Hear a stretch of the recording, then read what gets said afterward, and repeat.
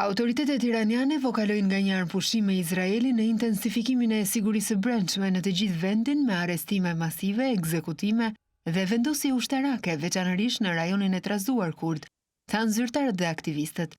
Brenda disa ditësh nga fillimi i sulmeve ajrore të Izraelit më 13 qershor, forcat iraniane të sigurisë filluan një fushat arrestimesh të gjera të shoqëruara me një prani të intensifikuar të forcave të sigurisë rreth pikave të kontrollit, thanë zyrtarët dhe aktivistët.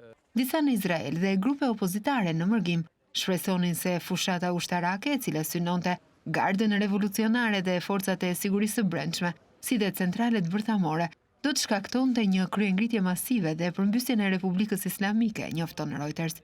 Megjithatë, një zyrtar i lartë iranian i sigurisë dhe 2 zyrtarë të tjerë të lartë thanë se autoritetet ishin të përqendruara në kërcënimin e trazirave të mundshme të brendshme, veçanërisht në zonat kurde.